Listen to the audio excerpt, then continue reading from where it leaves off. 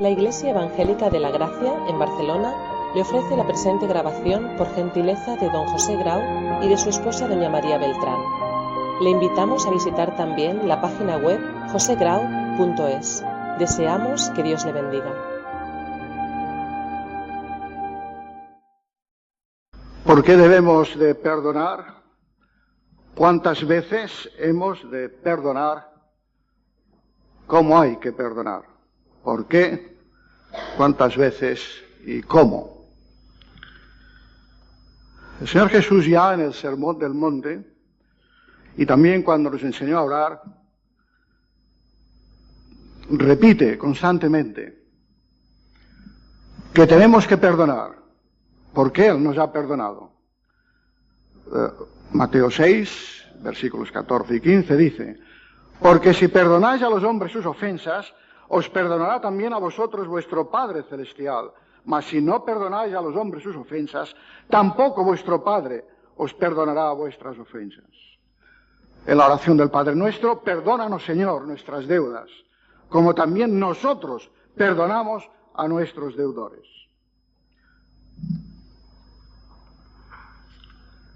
Entonces, se sigue de ello que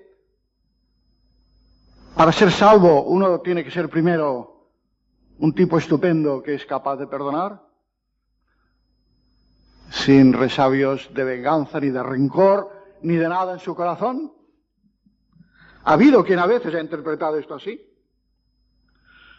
pero quien lo interprete así está perdido, porque si fuéramos juzgados según nuestra capacidad de perdonar, ninguno se salvaría. Ninguno iría a la presencia de Dios. Que no nos vengan con historias. Cuando uno se conoce un poco a sí mismo, cuando uno ha aprendido además lo que es el hombre a la luz de la palabra de Dios, y los que tenemos años a la luz de la experiencia, sabemos que esto no está en el corazón humano. El perdón no es del hombre, no es humano. El perdón es divino. Si fuéramos juzgados según ese principio, no solamente ninguno se salvaría, sino que no tendríamos mensaje que comunicar. El mensaje de la palabra de Dios para salvación constantemente es el mensaje de gracia. El Señor nos perdona antes que nosotros seamos capaces de perdonar. Yo soy el que borro tus rebeliones, dice el Señor a través de Isaías, por amor de mí mismo, y no me acordaré más de tus pecados, por pura gracia, por misericordia. Como una nube deshice tus rebeliones. Bien, pero aquí tenemos estas palabras del Señor. ¿Cómo interpretarlas? ¿Qué dicen estas palabras? Hemos de tener en cuenta que toda la enseñanza del Sermón de la Montaña es una enseñanza en la cual Jesús, a diferencia, por ejemplo, de otros episodios en el Evangelio de Juan, que es tremendamente evangelístico, que se dirige a la responsabilidad de los incrédulos para que sean salvos, en el Sermón de la Montaña, según consta en el primer Evangelio, Jesús lo que hace es presentar el cuadro de vida, de la vida cristiana, de lo que Él espera que sean sus discípulos, de lo que Él cree que ha de ser la vida cotidiana de un creyente, de un hijo de Dios. Esto es muy importante que lo tengamos en cuenta. Si vosotros decís que sois cristianos, que habéis sido perdonados, que Dios os ha perdonado, entonces vosotros tenéis que perdonar. No que yo perdono para que Dios me perdone, sino porque Dios me ha perdonado, yo tengo ahora la capacidad de perdonar, aunque sea con dificultad. Fuimos perdonados al convertirnos, pero es que seguimos siendo perdonados cada día. Quizá la dificultad de ese texto, que pensamos aparentemente que entra en contradicción con la doctrina de la justificación por la fe, es porque no nos damos cuenta de este doble aspecto. Hay el mensaje del perdón para los incrédulos, pero también los cristianos, también nosotros, también los que hace años que nos convertimos, en que abrimos el corazón a Jesús, tenemos que pedirle perdón cada día. Tenemos que pedirle perdón cada día. Es un fariseo el que dice que no tiene que pedirle perdón a Dios nunca. Mientras andamos por aquí, en este mundo, queramos o no, nos salpicamos de suciedad. Hay una ilustración tremenda de esta gran verdad. En el Evangelio de Juan, el capítulo 13, encontramos allí aquella escena tan conocida del lavamiento de los pies por parte de Jesús. En el capítulo 13 del Evangelio de Juan, y vemos cómo Jesús puso agua en un lebrillo, Juan 13:5, comenzó a lavar los pies de los discípulos, a enjugarlos con la toalla con que estaba ceñido, y entonces vino a Simón Pedro, y Pedro dijo: Señor, ¿tú me lavas los pies? Y respondió Jesús y le dijo: lo que yo hago ahora, tú no lo comprendes, mas lo entenderás después. Y Pedro le dijo: no me lavarás los pies jamás. Jesús le respondió: si no te lavare, no tendrás parte conmigo. Le dijo Simón Pedro: Señor, no solo mis pies, sino también las manos y la cabeza. Y Jesús le dijo, ahora fijaos bien en este versículo 10, Juan 13:10. El que está lavado no necesita sino lavarse los pies, pues está todo limpio. Qué ilustración tan perfecta, tan hermosa. En aquellos tiempos, hace 20 siglos, en Palestina y en todo el Oriente y quizá el resto del mundo, las gentes que iban con sandalias, pues se ensuciaban los pies. Y una de las atenciones de las casas, cuando uno llegaba a una casa, era precisamente esto, que le lavasen los pies, los criados de aquella casa, o uno mismo. Es decir, que el polvo del camino iba ensuciando. Y la vida nos enfrenta con situaciones, y todavía nuestro viejo hombre, que está latente, nos arrastra con tentaciones, con caídas. No siempre vivimos a la altura de la vocación a la cual nos ha llamado Dios. No siempre respondemos a su voluntad. No siempre damos el testimonio que tenemos que dar. Y nos ensuciamos. Y por eso necesitamos el perdón de cada día. Como dijo el reformador alemán, justo y pecador al mismo tiempo. Justo porque soy justificado por la sangre de Jesucristo, por pura gracia. Y este sí que fue un perdón que recibí sin yo tener que hacer nada. La gracia de Dios vino a mí y me perdonó. Pero ahora precisamente también justo y pecador. Peco cada día. Y no seremos totalmente limpios hasta que venga el Señor a buscarnos. Hasta que pasemos en su presencia. Y por eso necesitamos el perdón cada día. Señor, perdona nuestras deudas, como nosotros perdonamos a nuestros deudores. O sea, el Señor nos ha enseñado a orar para que demos por supuesto que nosotros perdonamos a nuestros deudores. Yo no sé si se os ha ocurrido, pero alguna vez, cuando yo he tomado esta oración como un modelo, aquí me tengo que parar siempre. Perdona mis deudas como yo perdono. ¿Es verdad que perdono siempre? Y perdono ampliamente, totalmente. Tengamos en cuenta que aquí el Señor lo que nos quiere enseñar es que la vida cristiana es un estilo de vida que incluye el perdón. Y que por consiguiente, quien no vive por lo menos la batalla de decir, bueno, yo tengo que perdonar aunque me cueste, pues esta persona puede tener dudas de que sea un discípulo de Cristo. Es esto lo que pone a prueba la palabra del Señor. Bienaventurados los misericordiosos, porque ellos alcanzarán misericordia. Claro que sí. Nosotros la hemos alcanzado y tenemos que darla y repartirla a los demás. Fuimos perdonados. Nosotros tenemos que perdonar. Donde no hay el fruto del perdón, es que quizá no ha habido el fuego de la conversión que nos perdonó a nosotros. Si soy perdonado, perdonaré. Si soy perdonado, perdonaré. Si no perdono, es que nunca he entendido la gracia de Dios, ni la misericordia de Dios, ni el carácter de Dios, ni la característica fundamental de la vida cristiana. Que cada uno se examine a sí mismo. sigo todavía en mis pecados, todavía Cristo no me ha perdonado, si yo no soy sensible ante esta necesidad del perdón. Tenemos que perdonar, porque Dios nos ha perdonado a nosotros. ¿Y cuántas veces?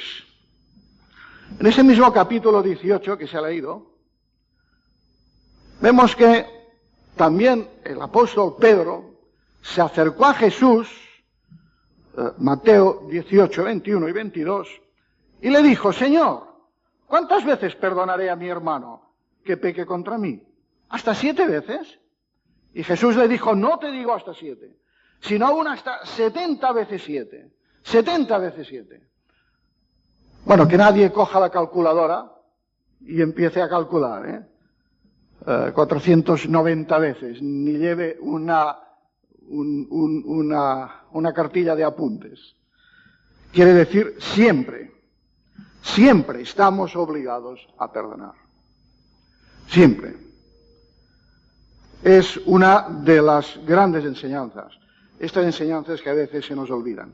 Pero es en la parábola en esta historia que Jesús contó, que hemos leído, del siervo. El siervo al cual le fue perdonado mucho. Y él no quiso perdonar mucho menos. Porque claro, aquí sí que sería interesante que cogierais la máquina calculadora. Al final de las Biblias siempre hay un apartado en donde se nos habla de las pesas, las medidas, las monedas en Palestina, en el primer siglo, y veríais que la deuda que tiene contraída aquel que es perdonado es muchísimo mayor. El rey perdonó 60 millones de denarios. El denario era el sueldo de un jornalero cada día. Pero en cambio al siervo le debían solo 100 denarios y no perdonaba. Podríamos decir que la primera deuda, aquel a quien le fue perdonado, era impagable. Era impagable. De modo que lo que se nos dice al final, cuando dice que será atrapado por los alguaciles y llevado hasta que pague, hasta el último cuadrante, no puede pagar, es imposible. No puede. Como nosotros no podemos tampoco pagar nuestra salvación. Como nosotros no podemos exigirle a Dios el perdón. Como nosotros no podemos llevar a Dios nada, absolutamente nada. Lo tenemos que recibir todo de gracia. Si pues hemos entendido la gracia de Dios, lo que es la gracia de Dios, vaciarnos totalmente, vernos que no somos nada, y que si hay algo en nosotros de valor, es porque el Señor nos lo ha dado. Y que somos unos cuitados, unos miserables. Entonces es cuando empecemos a comprender que tenemos que perdonar, porque el Señor nos ha perdonado a nosotros. Entonces, llamándolo su Señor, le dijo: siervo malvado, toda aquella deuda te perdoné porque me rogaste. ¿No debías tú también tener misericordia de tu consiervo, como yo tuve misericordia de ti? Ahora esto nos conduce a otro aspecto muy importante. ¿Por qué debemos perdonar? Pero también cómo debemos perdonar. Creo que el por qué ya está claro. Es la consecuencia del Evangelio. Es el fruto del Evangelio. Es el testimonio de vida. Por esto debemos perdonar. Pero, ¿cómo debemos perdonar? Hay en toda esta historia y en otros relatos de los Evangelios la idea clara de que el perdón exige arrepentimiento. Y este es un punto muy delicado.